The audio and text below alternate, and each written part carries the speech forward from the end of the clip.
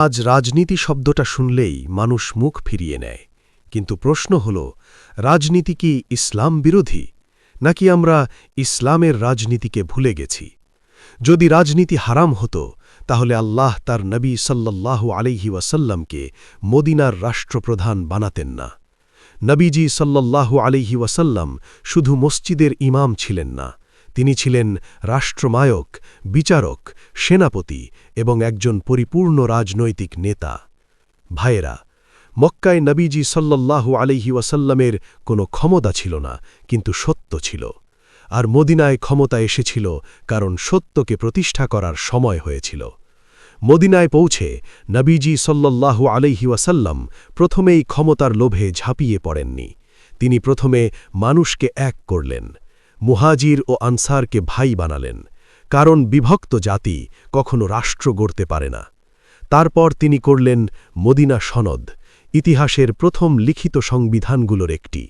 সেখানে মুসলিম, ইহুদি, এমনকি অন্য ধর্মের মানুষও ন্যায়ের অধিকার পেয়েছিল।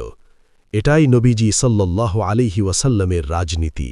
জুলুম নয়, ন্যায়; দখল নয়, দায়িত্ব; চালাকি নয়, আমানত।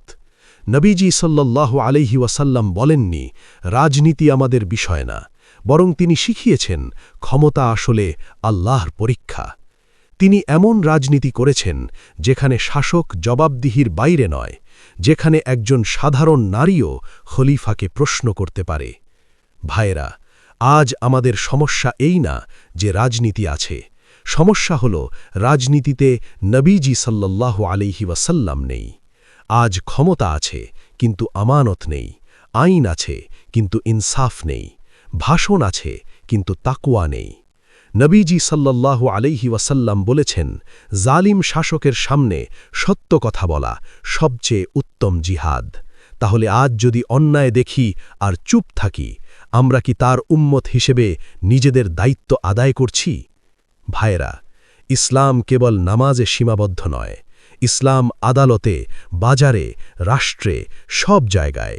নবীজি সাল্লাল্লাহু আলাইহি ওয়াসাল্লামের রাজনীতি আমাদের শিখিয়েছে, ক্ষমতা মানুষের ঘাড়ে বসার জন্য নয়, মানুষের বোঝা বহন করার জন্য। আজ আমরা সেই রাজনীতিই চাই যেখানে নবীজি সাল্লাল্লাহু আলাইহি ওয়াসাল্লামের আদর্শ থাকবে, ইনসাফ থাকবে, আর জুলুমের জায়গা থাকবে না।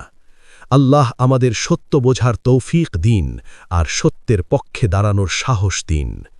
আমিন।